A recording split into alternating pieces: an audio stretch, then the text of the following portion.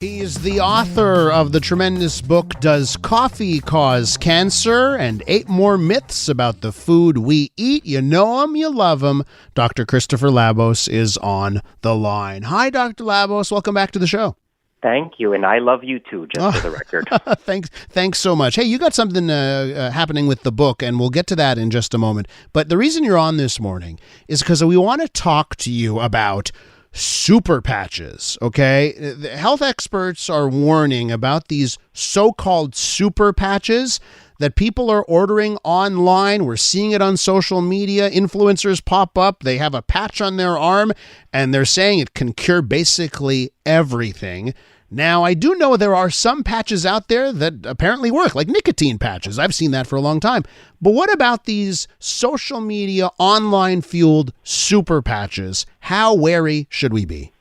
Right. I think it's important to remind people that magic, as of yet, still does not exist in the world. And so anything that claims to treat obesity, anxiety, attention deficit hyperactivity disorder, and chronic pain is probably not real, because those are very different diseases with very different treatments. So it's not that you can't have patches to deliver medical therapy. I mean, you raised the nicotine patches. There are also fentanyl patches. So there are medications that can exist in patch form for a continuous delivery over the course of the entire day. But, you know, they are specific things to treat specific problems. They are not cure-alls. Because there's no such thing as a cure-all. Something that can treat chronic pain, like a fentanyl patch, for example, is not going to be useful for treating obesity, because they're not the same thing. So are people basically ordering these things because they see a TikTok or they see an Instagram video, and at the end of the day, they're just putting a glorified sticker on themselves and making believe? Yeah, I mean, essentially. I mean, it's qualitatively not different. And remember, they were popular for a while, those bracelets that were supposed to sort of, you know, harmonize your essence or whatever. I mean, it's basically this. I mean, you know, we are subject to marketing all the time, right, to advertising. And we all want to believe that we're immune, that it's somebody else who's going to fall for it. But we're not. I mean, if marketing didn't work, companies wouldn't do it. And so if you're online, whether it be on social media or just, you know, navigating the internet, you know, you're going to see these ads, you're going to see enough of them, and at a certain point you're going to say, well, listen, it's only, you know, X amount of dollars, let me give it a shot. And in an era where a lot of people don't have a family doctor, in an era where a lot of people are struggling with chronic conditions for which there's no good treatment, they say, well, you know what, I'll take a shot at this. It's a one-time fee. They see that the risks are low, and so they do it. But, I mean, it is wasted money, and when you apply that to the population as a whole, it turns into some very serious money that is wasted on something that doesn't actually work. Okay, so let's talk about that a bit, because obviously you will be separated from money, okay? You order these things, you will pay for them, and you'll lose some money. But are there other risks? I mean, if you're just putting a glorified sticker, is there an actual health risk from using these products? I mean, probably not. That being said, we don't actually know what's in them because they don't actually list their ingredients. So if it really just is a sticker, the worst that's going to happen is you could have an allergic reaction to the glue or the adhesive, I mean, which does happen to some people.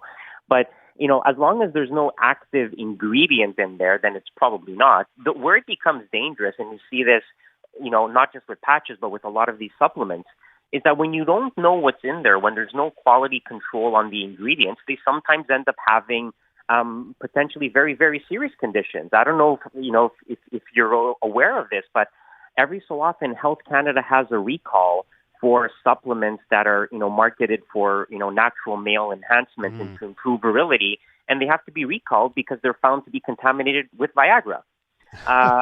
So that's how they got them to work. They put real drugs in there. Yeah. I know. It's somewhat suspicious how often that happens, which, you know, makes you think that maybe it's not an accident.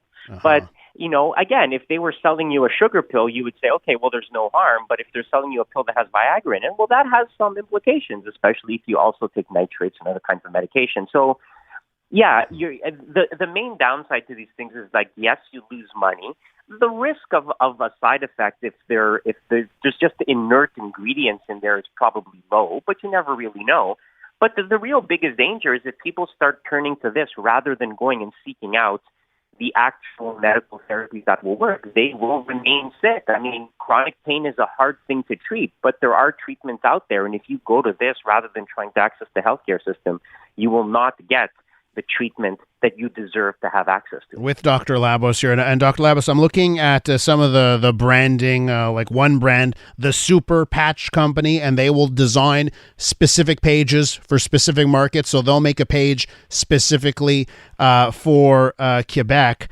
So I guess, these products, they don't do anything. But could they work in the placebo effect kind of way? Could they have that effect on someone? You've spent money, you're putting it on your body. Someone will believe it's working? I mean, maybe. And I mean, placebos do have an effect on people. It's interesting because it's not the placebo itself, right? It's not as if your mind has convinced you that you're better and that you get better.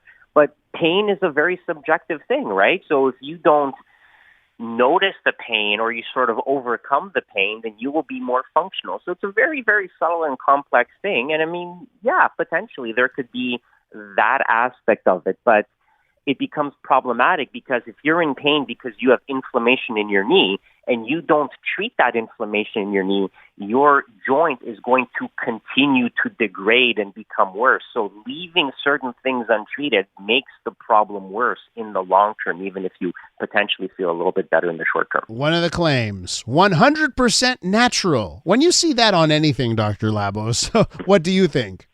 Well, the interesting thing is that doesn't actually have any legal definition, right? Mm-hmm. So there's no criteria for what natural means, as opposed to saying that something is, pesticide-free, for example, right? So anybody can claim that anything is 100% natural because there's no legal framework to dispute it. So it's a statement that doesn't mean anything. It's a marketing claim. It's not a scientific one. Well, the Elias Makos Show is 100% natural, Dr. Labos. Now, you've got a big event tomorrow for the book that has been a smash hit here, Does Coffee Cause Cancer? And 8 More Myths About the Food We Eat. What are you doing tomorrow?